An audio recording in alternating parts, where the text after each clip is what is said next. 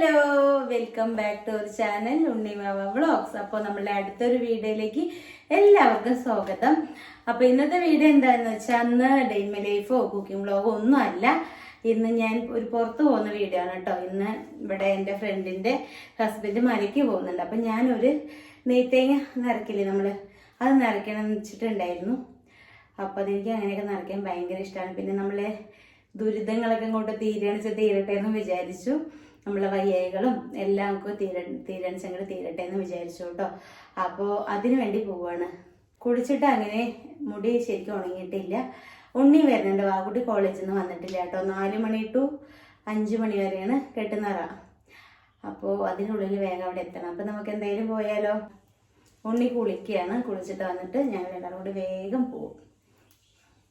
Hello, അപ്പൊ ready ആവലൊക്കെ കഴിഞ്ഞു കേട്ടോ. എങ്ങനെ നോക്കിയിട്ട് ഹെയർ കെട്ടാൻ കിട്ടണില്ല. എന്തൊക്കെയോ കാട്ടാൻ നോക്കി കിട്ടില്ല. ലാസ്റ്റ് ദേഷ്യം വന്നിട്ട് എന്തൊക്കെയോ ഉണങ്ങിയിട്ടും ഇല്ല കേട്ടോ. കണ്ടോ, ഉണങ്ങിയിട്ടും ഇല്ല. ഇനിയിപ്പോൾ അതാണോന്ന് അറിയില്ല. അപ്പൊ ഉണ്ണിയുടെ റെഡി ആയിട്ടുണ്ട്. ഞാൻ ഉണ്ണീനെ കാണിച്ചു തരാം. വാവുകുട്ടി വരുമ്പോഴത്തേനും പോണ്ടി വരുന്ന തോന്നുന്നു. കാരണം വാവുകുട്ടി വരുമ്പോഴത്തേനും ലേറ്റ് ആവും. അപ്പോൾ ഇതാണ് കേട്ടോ. ഇത് ഞാനന്ന് ഓൺലൈനിൽ എടുത്ത് നിങ്ങൾക്ക് കാണിച്ചു തരുന്നില്ല. ടോപ്പാണ്, നന്നായിട്ടുണ്ടോ. ഒരു പിങ്ക് കളറാട്ടോ. ഹായ് ഗൈസ്, മമ്മി എന്നോട് വീഡിയോ ഓൺ ആക്കി വെച്ചിട്ട് എന്തെങ്കിലുമൊക്കെ പോയി പറയാൻ പറഞ്ഞു. This is my outfit. എവിടുന്നാ? അത് ഞാൻ പോവാണേ. അപ്പൊ മമ്മി എപ്പോഴാ വരിക? അപ്പൊ ലാസ്റ്റ് തല കെട്ടിയിട്ടോ. ഇങ്ങനെയാണ് ഹെയർ സ്റ്റൈൽ.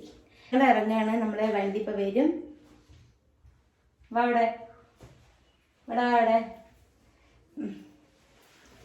ചേട്ടാ ഉണ്ണി. ഞാൻ ഉണ്ണീനെ കാണിച്ചു. പക്ഷെ മമ്മിയുടെ അഡ്ജസ്റ്റ് ചെയ്തെന്ന് ഞാൻ മമ്മിയെക്കാട്ടിൽ ഹൈറ്റ് ഇല്ലേ. അപ്പൊ എന്റെ എങ്ങനെ കണ്ടു. അപ്പൊ നീ എന്ത് ചെയ്യണം? താഴണം. അപ്പൊ അവര് വിചാരിക്കും മമ്മിയുടെ അത്ര ഹൈറ്റ് ഞാൻ. അപ്പൊ നിന്നെ ഒരു പുള്ളത്തി വിളിക്കുമോ? ഗൈസ്, ഞങ്ങൾക്ക് ഒരു ഡൗട്ട്. പണ്ട് മമ്മി അത്യാവശ്യം ഹൈറ്റ് ഉണ്ടായിരുന്നു. പക്ഷെ ഇപ്പൊ എന്നെക്കാട്ടിലും കുറവാണ്. അപ്പൊ വയസ്സാവും തോറും ഹൈറ്റ് കുറയില്ല. നമ്മൾ തടിയൊക്കെ വെക്കുമ്പോ നമ്മള് ഹൈറ്റ് കുറയും. ഞാൻ കുറച്ച് ഇതിനേക്കാളൊക്കെ ഹൈറ്റ് ഉണ്ടായിരുന്നു തടി ഇല്ലാത്തപ്പോ എന്നാണ് എന്റെ ഒരു വിശ്വാസം. ഇനി ചിലപ്പോ അത് എന്റെ വിശ്വാസമായിരിക്കാം. ഓക്കെ, അപ്പൊ ഇനിയിപ്പോ ഉണ്ണി പറയുന്നത് അതെന്റെ വിശ്വാസമായിരിക്കാം, എനിക്കറിയില്ല. നമ്മളൊക്കെ അപ്പൊ പോയിട്ട് വരാം. ഒന്നുമില്ല, വായോ. ഇന്ന് എന്തോ ഒരു ഡബിൾ ഡൗൺ ആണ് കേട്ടോ. അതാ ഫേസ് ഒക്കെ ഇങ്ങനെ ഇരിക്കുന്നത്. എവിടേക്കാ കുട്ടിയോടൊപ്പൊക്കെ ഇട്ടിട്ട്? കുട്ടിയോട് നല്ല രസം. അപ്പൊ നമ്മള് റെഡി ആയിട്ടുണ്ട്. നമ്മള് പോവാണ്. സമയത്ത് അവരവിടെ കെട്ടുന്നവർ തുടങ്ങിയെന്ന് പറഞ്ഞു. ലേറ്റ് ഓഫ് ചേട്ടാ. അതാ ഇവിടെയൊക്കെ വൃത്തിയാക്കാനൊക്കെ കിടക്കുന്നുണ്ട് കേട്ടോ. നമുക്ക് വന്നിട്ട് ഇതൊക്കെ ക്ലീൻ ചെയ്യാം. ഓക്കെ, ഞാൻ ഇപ്പോഴും എസ്കേപ്പ് ചെയ്യാം ഗൈസ്. ഇപ്പൊ ഓക്കെ, നടക്ക്. വണ്ടി വഴി പോണ അല്ലേ, ഞാനിങ്ങനെ ഞാനാണ് ഈ ഹോംലി ലുക്കിലും മമ്മിയാണെങ്കിൽ കുറച്ച് ഇതായിട്ടില്ല. അപ്പൊ ഞാൻ പറയും എന്തത് കഴിഞ്ഞിട്ട് എന്റെ കൂടെ മസനക്കുടി വഴി പോണ്ടോ. അതാ മെല്ലെ സമയമായി. മെല്ലെ അതൊക്കെ വണ്ടിയിലിരുന്നിട്ടൂടെ. ശരി, ലൈറ്റ് ഓഫ് ചെയ്യണോ? ലൈറ്റ് ഓഫ് ചെയ്തിട്ട് ചാവി എടുക്കുക പറയില്ല. ഇതെന്തോ ഒരു ക്ലാരിറ്റി. അവള് മസനഗുഡിക്ക് പോകാനുള്ള വണ്ടി വന്നിട്ട് അവൾക്ക് അതിൽ കയറാൻ പോകട്ടെ. മോളിക്ക് എന്താ ആദ്യമായിട്ട് അതില്.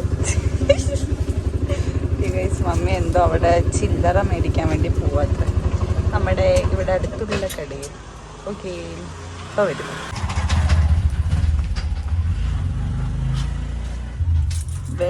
മെല്ലെ വീടല്ലേ. മസനഗുഡി വഴി പോകുമ്പോ പൈസ വേണ്ടേ? അപ്പൊ തീരുമാനിച്ച് കുറച്ച് പോവാണെന്ന്. ബാക്കി ഏത് പൈസ? ബാബയും പത്തിമീരിയില് കാണുന്നുണ്ട്. ഞങ്ങൾ ഇത് കഴിഞ്ഞ് മസനഗുഡി വഴി ഊട്ടിയിലേക്ക് ഒരു യാത്ര കഴിഞ്ഞിട്ടേ വരുള്ളൂ.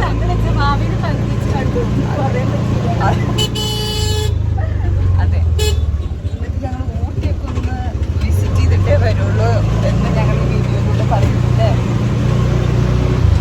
എന്റെ സെഞ്ചിയില ഞാൻ ഡ്രസ്സൊക്കെ എടുത്തിട്ടുണ്ട് 2 ദിവസത്തിനുള്ളത്. മമ്മി എടുത്തില്ല. നമുക്ക് ബസ്സിന് കൂടി ഇത് മേടിക്കാം.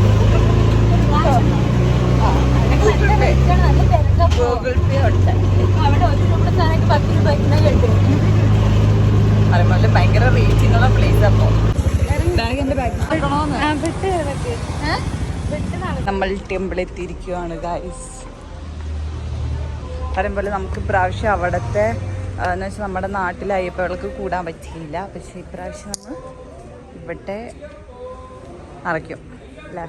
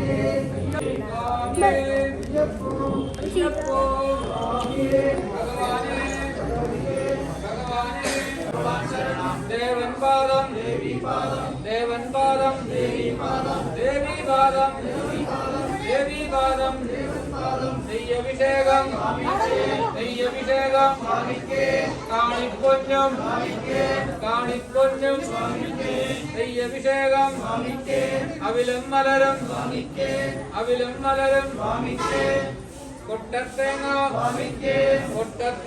സ്വാമിയേ അയ്യപ്പോ കെട്ടും കെട്ടി ആരുടെ കെട്ട് സ്വാമിയെ കണ്ടാൽ അക്ഷരം കിട്ടിയാൽ സ്വാമിയേ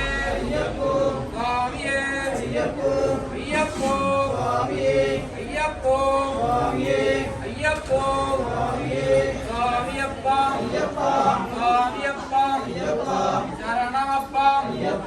ശരണമപ്പ വന്തോമപ്പ പാറോമപ്പ സ്വാമിയേ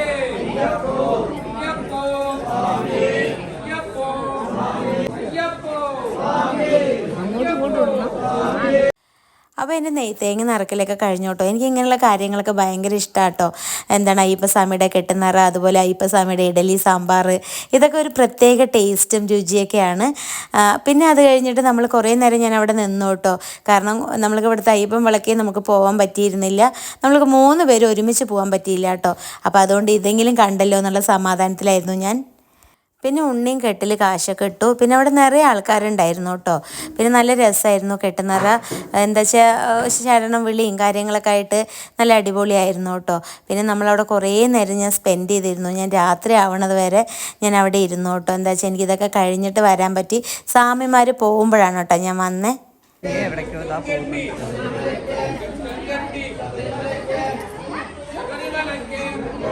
മസനഗുഡിക്ക് പോവാ പറഞ്ഞ് അതെന്താ മസനഗുഡിക്ക്?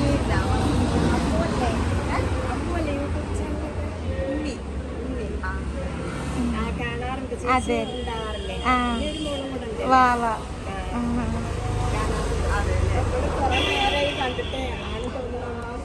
അതെ അല്ലേ. അപ്പോഴത്തേനും ചേച്ചി പോയില്ലേ?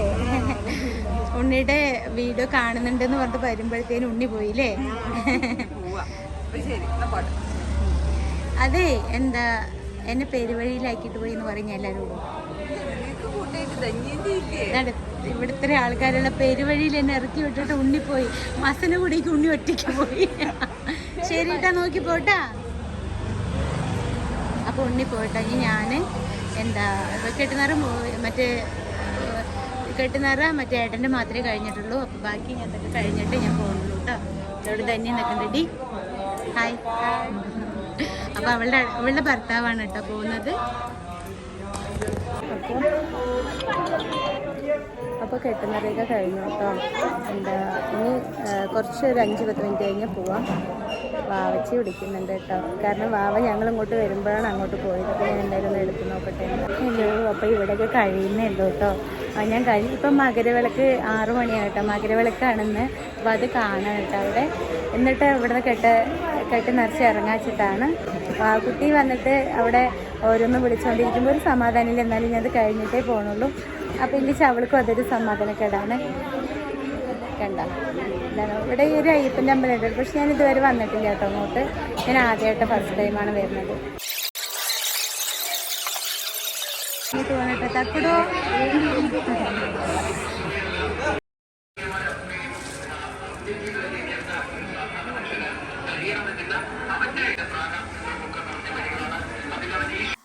അപ്പോൾ ഇത് ധന്യയുടെ അമ്മയാണ് കേട്ടോ. എനിക്ക് ധന്യയുടെ അമ്മേനെ ഒന്നും കൂടി ഒരു പരിചയം പറഞ്ഞാൽ, ഞാൻ കോഴിക്കോട് ഹോസ്പിറ്റലിൽ കുറച്ച് ദിവസം കിടന്നിരുന്നു കേട്ടോ. സുബ്രഹ്മണ്യ നഴ്സിംഗ് ഹോം എന്ന് പറഞ്ഞിട്ട് തലവേദന ട്രീറ്റ്മെൻറ്റിന് വേണ്ടിയിട്ട്.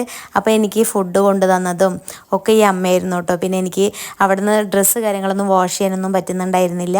അപ്പോൾ ഇവർ കൊണ്ടുപോയിട്ട് എനിക്ക് വാഷ് ചെയ്തിട്ടൊക്കെ കൊണ്ടുവന്ന് തരുമായിരുന്നു. പിന്നെ എന്താ വെച്ചാൽ അവിടെ വേണ്ട സൗകര്യങ്ങളൊക്കെ എനിക്ക് ഇവരെ ചെയ്ത് തന്നത്. കാരണം ഇവർ കോഴിക്കോടായതുകൊണ്ട് ഞാൻ കിടക്കുന്ന ഹോസ്പിറ്റലും ഇവരുടെ വീടും തമ്മിൽ അടുത്തായിരുന്നു. പിന്നെ ധന്യ ഒന്നരാടം വെച്ചിട്ട് എൻ്റെ അടുത്ത് കാണാൻ വരുമായിരുന്നു.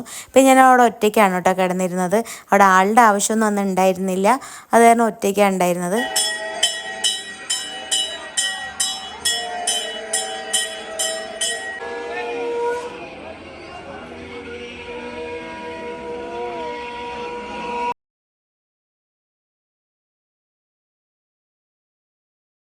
പിന്നെ ഇന്ന് മകരവിളക്കായതുകൊണ്ട് ഇവിടെ മകരവിളക്ക് കാണുന്നുണ്ടായിരുന്നു കേട്ടോ എല്ലാവരും. അയ്യപ്പൻ്റെ അമ്പലത്തിൽ നിന്ന് തന്നെ മകരവിളക്ക് കാണാൻ പറ്റി. അത് ഒരുപാട് പേരുടെ കൂടെ നിന്ന് കാണാൻ പറ്റി കേട്ടോ.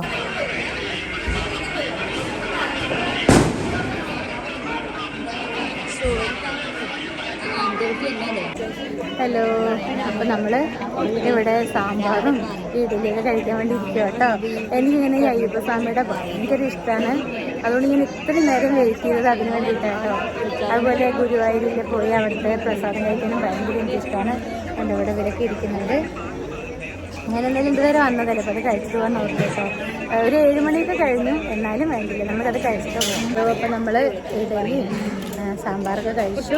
അപ്പോൾ എന്തായാലും ഉണ്ണി ജിമ്മ് കഴിഞ്ഞിട്ട് ഇങ്ങോട്ട് വരാമെന്ന് പറഞ്ഞിട്ട് കേട്ടോ. അപ്പോൾ ഞാൻ ഉണ്ണിനെയും കൂട്ടിയിട്ട് പോവാച്ചിട്ടാണ്. ഉണ്ണിക്ക് എന്തൊക്കെയാണ് കഴിക്കാൻ വേണമെന്ന് പറഞ്ഞപ്പോൾ ഞാൻ ഇവിടുന്ന് വാങ്ങിച്ചു കൊടുത്തിട്ട് കൊണ്ടുപോവാച്ചിട്ടാണ്. അപ്പോൾ ഉണ്ണി ഇവിടെ വന്നിട്ട് എന്നെ ഇവിടുന്ന് കൊണ്ടുപോകാമെന്ന് പറഞ്ഞു.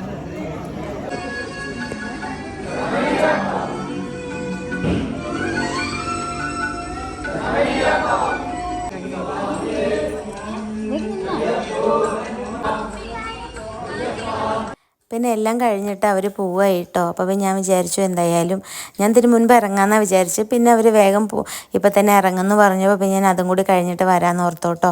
പിന്നെ ഞാൻ അതൊക്കെ കഴിഞ്ഞ് അവർ വണ്ടിയിൽ കയറി പോയിട്ടാണ് ഞാൻ വന്നത്. എന്തായാലും ഞാൻ ഭയങ്കര ഹാപ്പിയാണ്. കുറേ നാളുകൾക്ക് ശേഷം ഒരു കെട്ടുനിറ കാണാൻ പറ്റി. ചെറുപ്പത്തൊക്കെ എനിക്കും ശബരിമലയ്ക്ക് പോകണമെന്ന് ഭയങ്കര ആഗ്രഹമായിരുന്നു കേട്ടോ. പിന്നെ അത് പോകാൻ പറ്റിയില്ല. പക്ഷെ അത് ഇന്നൊരു ആഗ്രഹമായിട്ട് കിടക്കുക.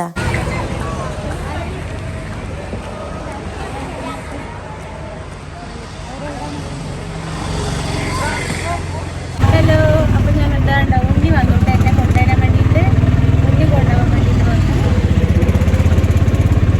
അപ്പോൾ ഞാൻ ഉണ്ണിയും കൂടെ അവിടെ എനിക്ക് ടോർച്ച് അടിച്ച് വീഡിയോ എടുക്കാൻ വേണ്ടിയിട്ട് ഞങ്ങൾ വീട്ടിലേക്ക് പോകുന്നു. അവൾക്ക് പോകണ വഴി തിയേറ്ററിൽ വേണമെന്ന് പറഞ്ഞു. എന്തെങ്കിലും ഞാൻ തട്ടേടി കാണിച്ചു കൊടുക്കാൻ വേണ്ടാന്ന് പറഞ്ഞു. നല്ല കുട്ടിയായിരുന്നു. എനിക്കിപ്പോൾ വന്നിട്ട് ഫുഡേഴ്സ് തട്ടേടി വേണ്ടെന്ന് പറയുമ്പോൾ അത്രയും സന്തോഷം കേട്ടോ. നല്ല കാര്യം ഫൈനലി ഞാൻ എൻ്റെ തക്കുടു വാവയും വീട്ടിലെത്തി. വീട്ടുകാരോട് വാതിലോർക്കാൻ പറയട്ടെ. എൻ്റെ വാവച്ചി വാതിലോർക്കുന്നില്ല. വീട് ഇല്ല, ഞാൻ ശ്രദ്ധിച്ചില്ല. ഇവിടെയൊക്കെ ക്ലീൻ ആക്കണേ ഉള്ളൂ കേട്ടോ. അത് കാരണം എനിക്ക് ഭയങ്കര സന്തോഷമൊന്നും ഇല്ല ക്ലീൻ ആക്കാതെ ഇങ്ങനെ കാണുമ്പോഴേ. ക്ലീനൊക്കെ ആക്കിയാലാണ് ഇല്ല, നോക്കില്ല. അപ്പോൾ ഇത്രയൊക്കെ ഉള്ളൂ നമ്മളുടെ വീഡിയോ. ഇല്ല ഉണ്ട്, ഞാൻ പിടിക്കില്ല. കുറേ നാളുകൾക്ക് ശേഷമാണ് ഒരു കെട്ടുനിറ കാണുന്നത്. കെട്ടുനിറയൊക്കെ അടിപൊളിയായി. എനിക്ക് നെയ്ത്തേങ്ങ നിറയ്ക്കാൻ ഭയങ്കര ഇഷ്ടമാണ് കേട്ടോ. അപ്പോൾ നെയ്ത്തേങ്ങയൊക്കെ നിറയ്ക്കാൻ പറ്റി. അപ്പോൾ എൻ്റെ ആഗ്രഹം സാധിച്ചു. കുറേ നാളത്തെ ഒരു ആഗ്രഹമായിരുന്നു നെയ്ത്തേങ്ങ നിറയ്ക്കണം എന്നുള്ളത്. അത് നിറച്ചു. പിന്നെ എന്താ, ഈ ഉണ്ണി എന്നെ ഓരോന്നും പറയുക ഗൈസ്.